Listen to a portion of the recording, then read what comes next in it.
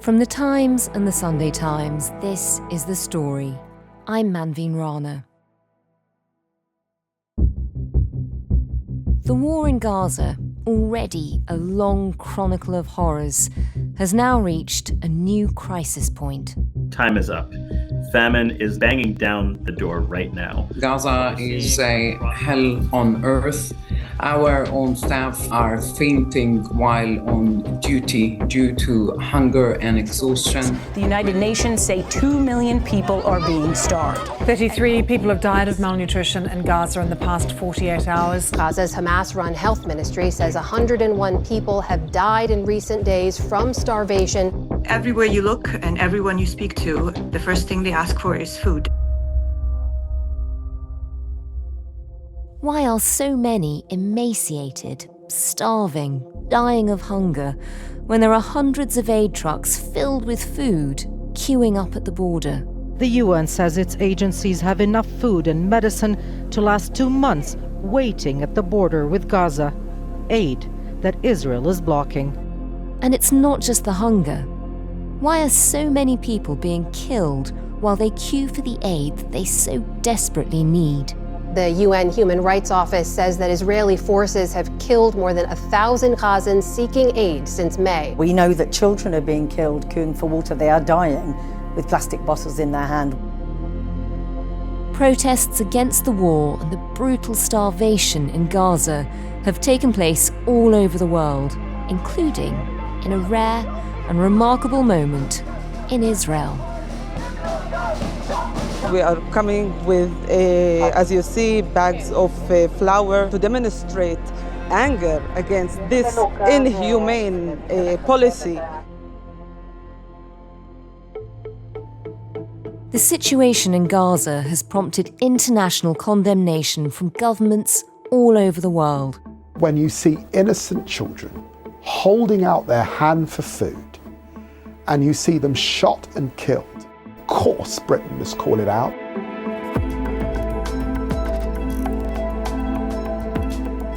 Why are so many people dying? And why are the Israeli proposals for a humanitarian city causing even more anger? The story today, a tipping point in Gaza. What comes next?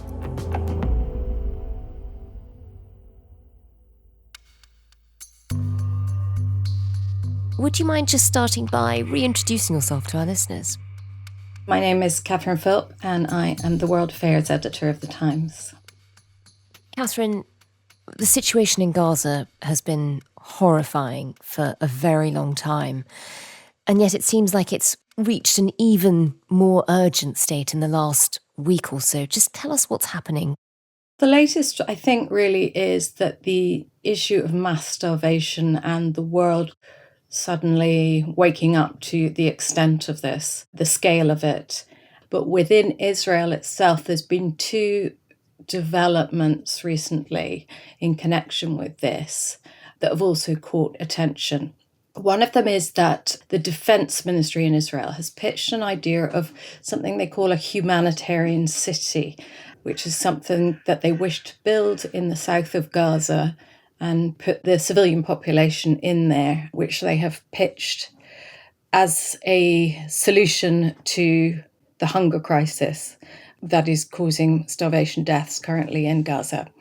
This comes after 2 months in which, according to the United Nations, over 1,000 people have been killed trying to reach aid distribution sites. And most of these deaths have been attributed to shooting by the Israeli military or contractors, but there've also been deaths from stampedes, crushes, and fights over too little food for too many people. And this is since the system of distribution was taken over by a private American company backed by the Israeli military. The system has effectively shut out the United Nations, who were previously the main distributors of aid in the Gaza Strip.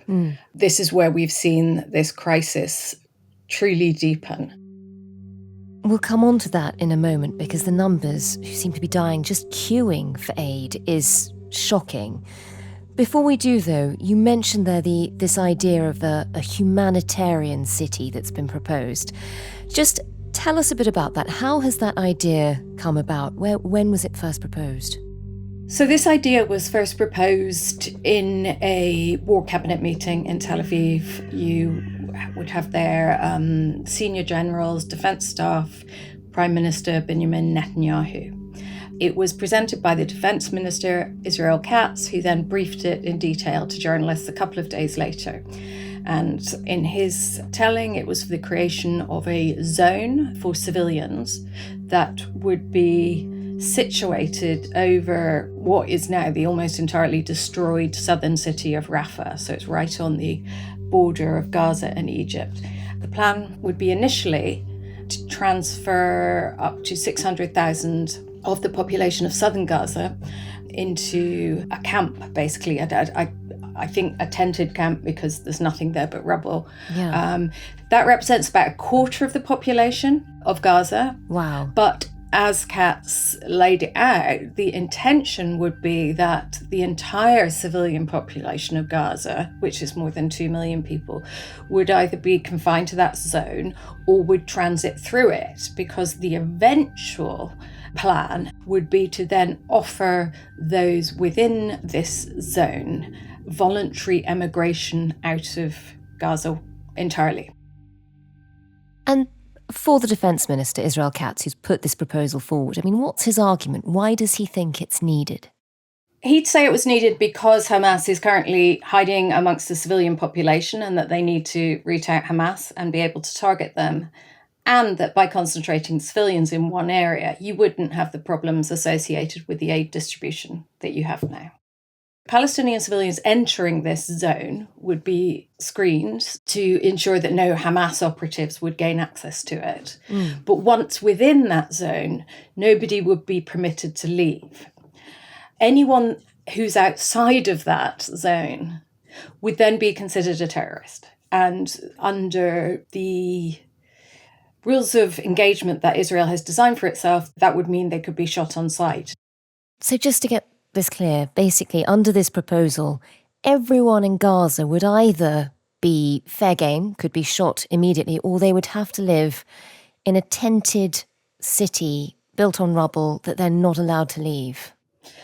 Unless they were prepared and allowed by Egypt to cross the border into Egypt and transit to a third country. And leave their homeland altogether. And leave their homeland altogether. I mean, that is an extraordinary suggestion, and it hasn't gone down brilliantly, even in Israel, even amongst the cabinet. Tell us a bit about the reaction. Some of the strongest reaction against it, or resistance to it, actually came from the military themselves. So lawyers for the Israel Defense Forces told the Chief of Staff that this plan put forward by the Defense Minister would be illegal if it involved coercing Palestinian civilians into that zone and then preventing them from leaving. That was raised within this meeting, and that was a sort of legal objection. But there was also a request for the IDF officials to draw up what it would take to do it. And then they said, well, this would take about a year to build it, and it cost about $6 billion. And Netanyahu got very angry at that, because his idea for this is that this would happen, the building of this camp would happen during a 60-day ceasefire with Hamas, that they would suddenly sort of manage to throw up this camp, and then before that ceasefire expired, that then they would then be able to push that initial 600,000 Palestinian population into that camp. So Netanyahu became angry and said, this is far too long, we can't take a year to do this, and it's far too expensive, we need it to be more realistic. I think he said it needs to be shorter, cheaper and more practical. And Catherine, do we know how they would effectively kettle people into this camp?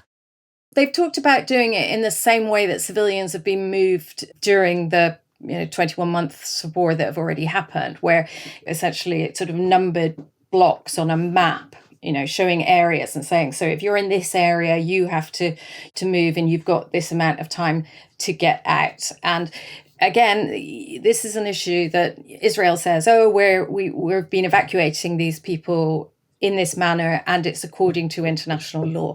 Again, that's an open question. Are they free to come back, or has it been a means to force their evacuation from certain areas. Now, there's also the issue, how do you communicate to people that they have to evacuate? One way, the kind of analog way, is to drop leaflets. Israel has also used like sending people text messages. But at certain times in the conflict, the internet to Gaza has been cut. And that means that often you cannot communicate these things to people. So that's problematic. There's also the issue of how these civilian evacuations are actually carried out. So again, we've had whistleblower soldiers who've said that sometimes when people don't want to leave, the military have then used drones or even bombs to force people from their homes or even to prevent them from returning to evacuated areas. And we've also had whistleblowing from soldiers saying that they've been told to fire on people who are attempting to return to these areas that they have deemed to be off limits. And there have been some very strong criticisms coming out from, very well-respected Israeli politicians, former prime ministers even. Tell us a bit about them. I think the strongest comment came from Ehud Olmert, the former prime minister.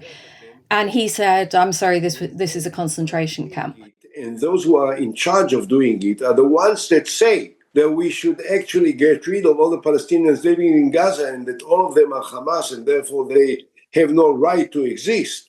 Now, obviously, that's an incredibly strong phrase to use in an Israeli context because of the history of the Holocaust. But it's interesting because there is an argument in Israel about whether ethnic cleansing is a feature of the conflict already. Olmert says it's not. He says it would be if this plan were put into effect. I mean, he's not the only one. There's been a coalition of Israeli legal scholars who've written to both the chief of staff and the defense minister to warn that this would be illegal. And they have said it would constitute war crimes and crimes against humanity. Now, interestingly, they include one of the experts who defended Israel in the genocide case brought against it at the ICJ. And several other of the signatories filed amicus briefs in defense of Israel at the ICC. So these are not people who think that Israel is already committing war crimes. They are people legal experts who have defended Israel against that charge thus far. But they say that there's no justification for why this is militarily necessary to achieve military objectives in Gaza. So that this would therefore constitute crimes against humanity of forcible transfer and deprivation of physical liberty of a people. How has the Israeli government responded to all the criticism?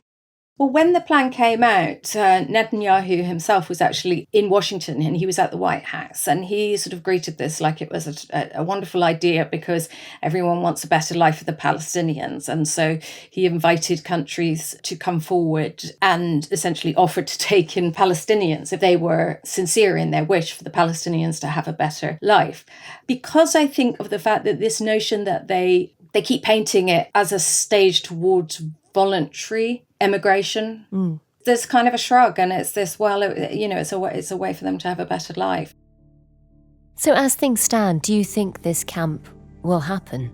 Well, it's full steam ahead on a political level. We haven't sort of got down to the absolute nitty-gritty of the military having to actually either go ahead with it or resist it, because it would need this ceasefire, and movements towards that ceasefire are just not looking that great right now. There's no real sign, as far as I can see, that there's a reconciliation between the political desire to carry out this plan and the military to actually agree to implement it.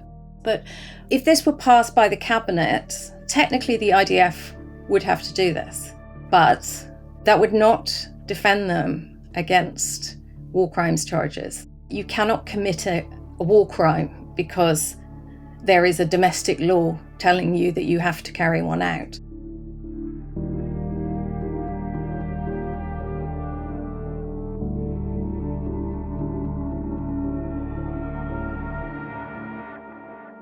Catherine, you set out the incredibly controversial proposal for what some are calling a humanitarian city, others are calling a concentration camp. Another programme that Israel has already launched is causing huge alarm too.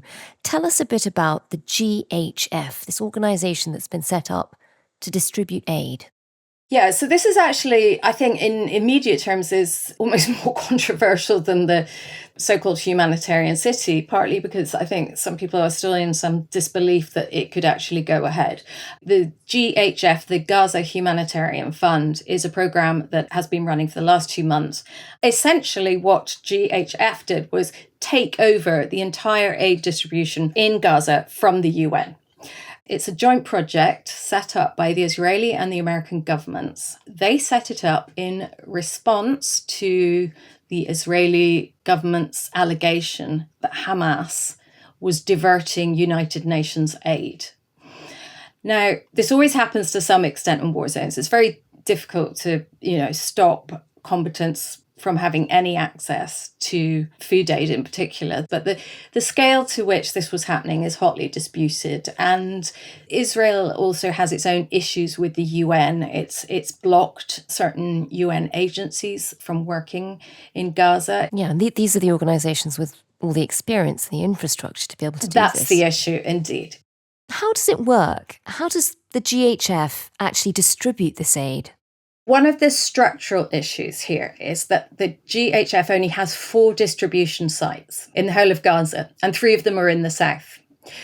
The UN had 400. Wow. So to get to food, people have to walk for miles and miles, join massive crowds. You can't do it if you're a child or you're disabled. These are parcels of food that you've got to carry. Sometimes people talk of being 20 kilometers away if they're in northern Gaza from these sites. So they've really made it very difficult to access. The UN, meanwhile, has managed to get food either to the perimeter of Gaza or just inside. But it's saying that it's being blocked from distributing aid. The Israeli military won't give it permits to take the food in unless it hands it over to GHF. I mean, that is extraordinary. So there is aid available, which is either queuing up at the border or inside, but can't be distributed unless the GHF themselves do it. That's right.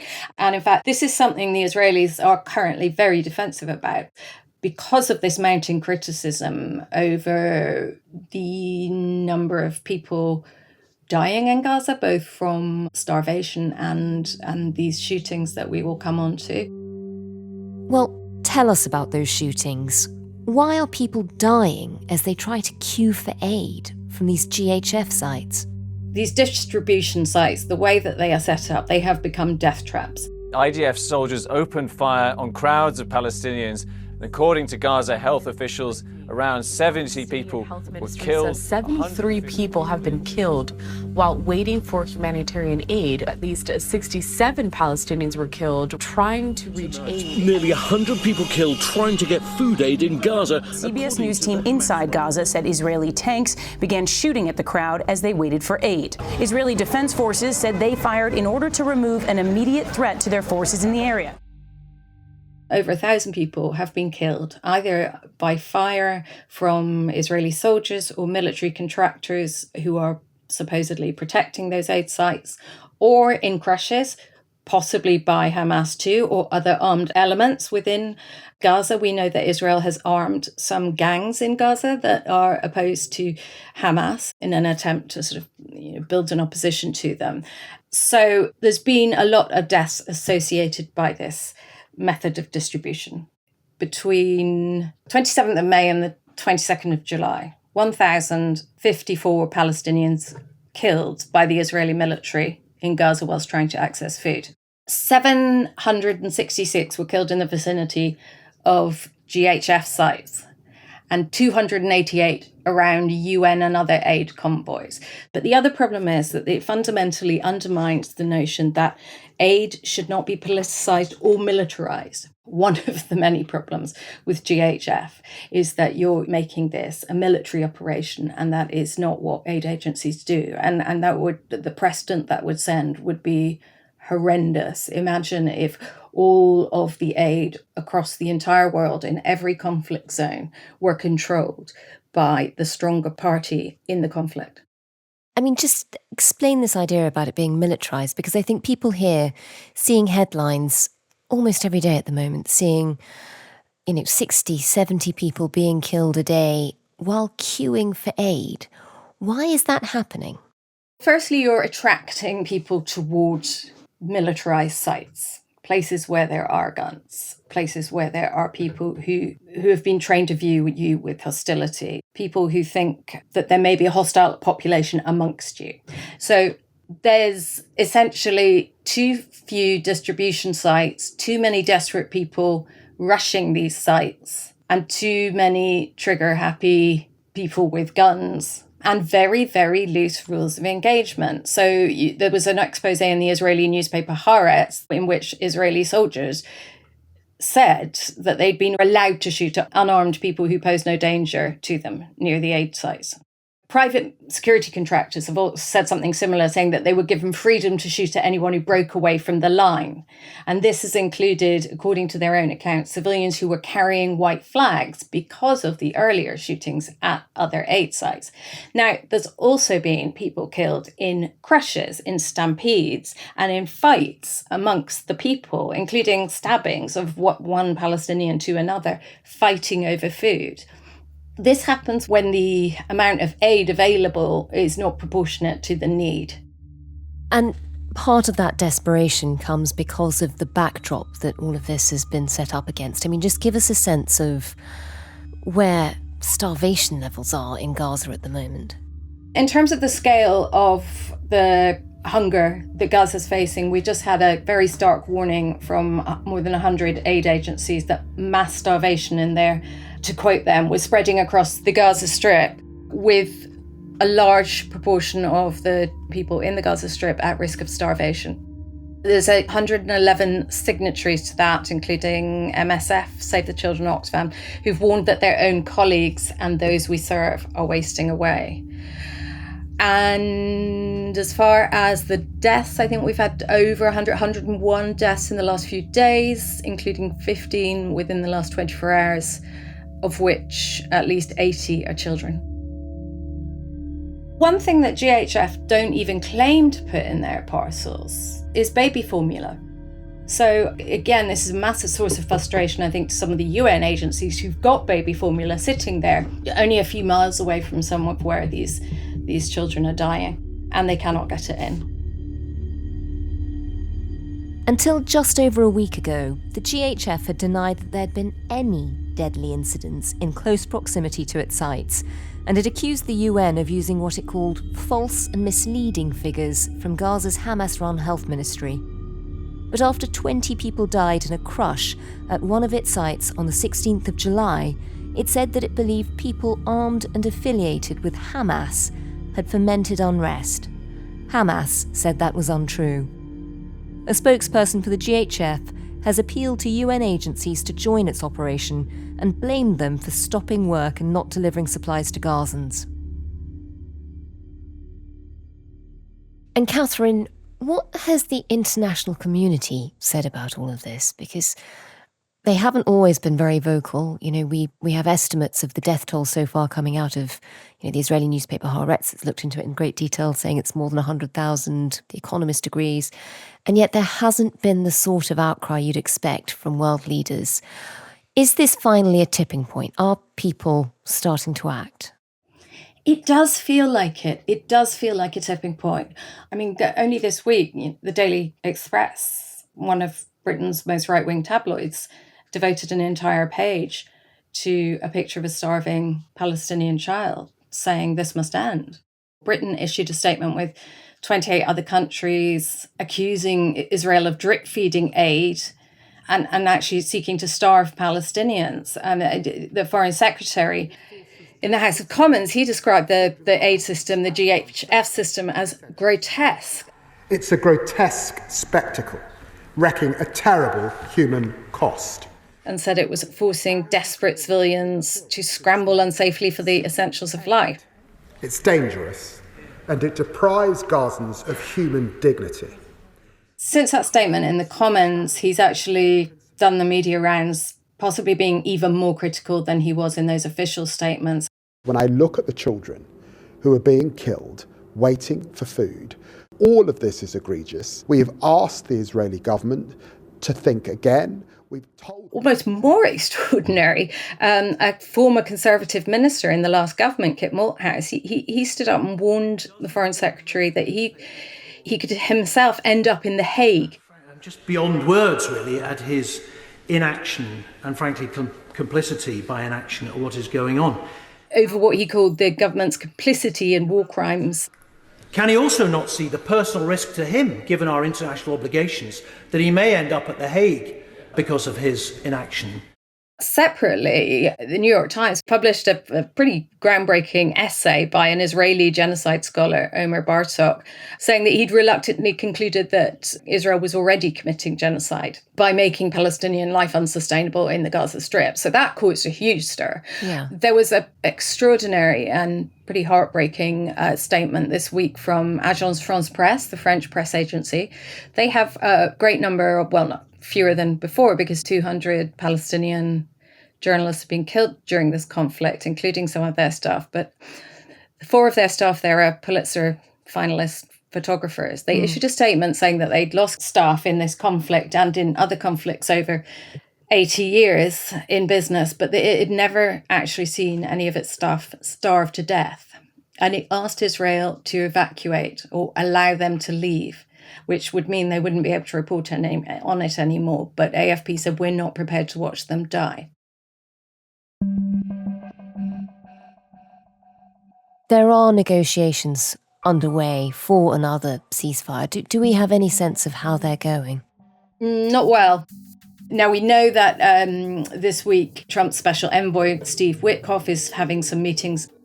Trump has been calling on Israel to adhere to this, at least this 60-day initial ceasefire for some time now. But that seems to be stuck, and it remains to be seen if Witkoff's visit can do anything to unblock that. In the meantime, for people watching the situation, I suppose, the overwhelming question is, at this rate, given the way things are going, will there be anything or anyone left in Gaza to save? Well, that's a good question. I mean, the World Health Organization has accused Israel of systematically destroying the health system there. That makes it difficult for people to survive. You only have to see the direct drone footage of Gaza to see the extent of the damage. And a UN damage assessment this month said it would take 20 years and cost $1.2 billion to remove just the rubble from Gaza. And that's before you even start rebuilding it. There will be people. There will be people. People survive. There'll be something left. But will life there be sustainable? That's the question.